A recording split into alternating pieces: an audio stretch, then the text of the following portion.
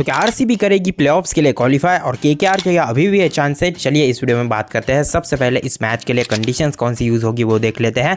तो बेंगलुरु में ये मैच होने वाला है और मुझे ऐसा लगता है कि इस साल के रिकॉर्ड की बात की जाए तो 5 मैचेस खेले गए हैं, जिसमें से 2 मैचेस जो है जिसने बैटिंग फर्स्ट की है उसने जीते हैं और जिसने फर्स्ट बॉलिंग की है उसने मेरे हिसाब से 3 मैचेस जीते, यानी चेज करते हुए जो है यहाँ पे 3 मैचेस जीते गए हैं इस सीजन। अब मैं इतनी हिस्ट्री तो नहीं बताऊंगा क्योंकि इस सीजन की हम बात करते हैं। यहाँ पे स्पिन बहुत ज़्यादा चलती है, मैं आपको बता दूं। और रही बात विकेट्स की तो लास्ट 10 मैचेस में जो है यहाँ पे 69 विकेट्स पेसर्स ने लिए हैं और स्पिनर्स ने जो है 35 विकेट्स लिए हैं। बट इस साल ना मुझे ऐसा लग रहा है कि स्पिन ज़्यादा चल रही है यहाँ पे, क्योंकि कैचेस भी बहुत ज़्यादा उड़ते हैं, लेकिन कहीं ना कहीं स्पिनर थोड़े से चल रहे हैं। बाकी पेसर्स तो इस ग्राउंड पे रन्स भी खाते हैं और विकेट्स भी लेते हैं। स्विंग और सीम तो दोनों मिलती है, बट कहीं ना कहीं जो है थोड़ा सा यहाँ पे स्पिनर्स चल सकते हैं। और इस साल के रिकॉर्ड्स तो मैंने आपको बता दिए। चेज अगर टीम करेगी तो मेरे हिसाब से बेनिफिट में रहेगी, क्योंकि वो भी हमें रिकॉर्ड्स में देखने को मिल ही रहा है। वो तो आरसीबी है जिसने 2 टाइम जो है यहाँ पे डिफेंड किया हुआ है, उनके होम ग्राउंड क्यों है बताया हुआ है। फिर चलिए प्लेइंग 11 की बात कर लेते हैं। यहाँ पे सुनील नारायण और गुरबाज ओपन करेंगे और केकेआर की तरफ से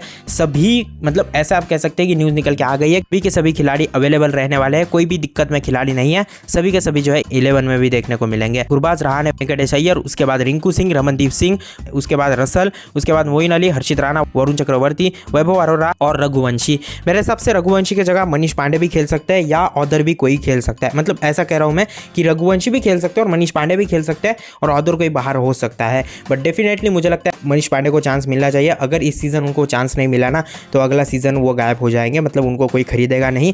तो उम्मीद है कि उनको चांस मिलना चाहिए और केकेआर तो उन्हें बैक नहीं करेगा। आरसीबी की बात करते हैं, विराट कोहली के साथ जो है सॉल्ट ओपन करेंगे और अग्रवाल नंबर 3 पे देवदत्त पडिक्कल के रिप्लेसमेंट के तौर पर खेलने वाले हैं और उसी के साथ Rajat Patidar the captain, Romario Shepherd, Jitesh Sharma और साथ ही साथ टीम डेविड। यहाँ ऊपर नीचे हो सकता है कृणाल पांड्या, भुवनेश्वर कुमार, यश दयाल, लुंगी एनगिडी और सुयश शर्मा इंपैक्ट खिलाड़ी में।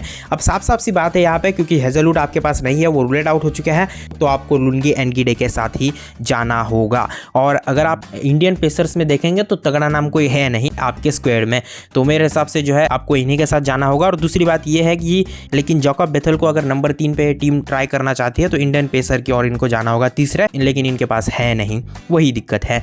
खैर टॉप परफॉर्मर्स की बात करते दोनों भी, तो विराट कोहली ने जो है 11 मैचेस में 505 रन बनाए हैं। देखिए विराट कोहली मतलब खतरनाक फॉर्म में इस सीजन, और हर साल ही रहता है, लेकिन इस सीजन भी हालांकि स्ट्राइक रेट कम है, लेकिन जब ये क्रिस के ऊपर रहे हैं ना तब इन्होंने मैचेस निकाले हैं। जी हाँ, ये सबसे बड़ी फैक्ट वाली बात है। तो आरसीबी अगर 7-8 मैचेस जीता है ना तो उसमें इनका बल्ला चला है, और जब इनके बैट से रन निकलते हैं ना तो आरसीबी इजीली विन कर जाता है। तो मुझे लगता है कि इस मैच में भी बड़ा रोल होगा। टॉप परफॉर्मर्स में तो आएंगे ही, क्योंकि इनसे ज्यादा किसी ने रन्स बनाए नहीं है इस सीजन। आरसीबी के लिए कह रहा हूं मैं। वरुण चक्रवर्ती 12 मैचेस में 17 विकेट, 7 की इकोनॉमी।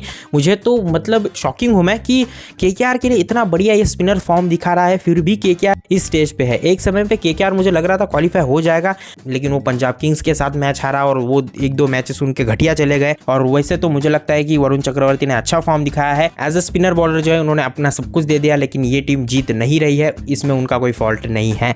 तो देखने वाली बात रहेगी। हालांकि इन्होंने बहुत बढ़िया विकेट टेकर का काम किया है और मुझे तो लगता है 1-2 विकेट्स इस मैच में ले लेंगे तो इनके पास पर्पल कैप भी आ जाएगा। खैर इसी के साथ बात करते हैं यहाँ पे आरसीबी इस मैच को कैसे जीतेगा। तो मैं अगर बात करूं तो मुझे लगता है कि विराट कोहली, रजत पाटीदार को रन बनाने होंगे। एज अ बैट्समैन कैप्टन कह रहा हूं मैं, रजत पाटीदार फेल हुए हैं। 2 ही मैचेस में फॉर्म आया है। मुझे लगता है कि अगर रजत पाटीदार 1-2 मैचेस में और खेलेंगे तो बढ़िया बात रहेगी, और इस स्टेज पे तो खेलना ही होगा। 1-2 इनिंग्स बहुत ज़्यादा ज़रूरी है, और स्पेशली अब तो आपके जो है सॉल्ट भी चले जाएंगे प्लेऑफ्स में, तो आपका बल्ला चलना बहुत ज़्यादा ज़रूरी है। तो इन 1-2 मैचेस में अच्छा फॉर्म दिखाइए और अपना जो फॉर्म है वो वापस लाइए जो आपने फर्स्ट कुछ मैचेस में दिखाया था। तो उम्मीद यही रहेगी। बाकी विराट कोहली अच्छे रन्स बना रहे हैं, तो रजत पाटीदार अगर एज अ कैप्टन कुछ करते हैं टीम के लिए, वैसे तो कैप्टनसी अच्छी की है रजत पाटीदार, और विराट कोहली को 80 से ज़्यादा रन इस मैच में बनाने होंगे। विराट कोहली का तो टेंशन नहीं है, वो बना ही देंगे, लेकिन Rajat Patidar as a captain थोड़ा सा मुझे लगता है बैट से फेल हो रहे हैं, तो उनको इस हाफ में तो कमबैक करना है। हालांकि वो फिंगर इंजरी थी, अब वो ठीक हो गई होगी, तो उम्मीद यही है कि वापसी करेंगे और ज़रूर करेंगे और अच्छा फॉर्म दिखाएंगे, क्योंकि ये स्पिन हीटर है और स्पिनर्स चल रहे हैं। वरुण चक्रवर्ती, सुनील नारायण को उनके सामने धुआंधार बैटिंग करने का काम अब अब इन्हीं को करना है। खैर अब बात करते हैं यहाँ पर जो है दोनों टीमें किस स्थान पे है अभी भी पॉइंट्स टेबल में। तो देखिए आरसीबी जो है दूसरे नंबर पे है, मेरे हिसाब से ये मैच जीतेगा और क्वालिफाई हो जाएगी आरसीबी, क्योंकि अभी जो है उन्होंने 8 मैचेस जीते हैं, 3 ही हारे हैं और प्लस में रन रेट है। रन रेट की तो बात ही मत करो यार, मतलब बहुत बढ़िया है।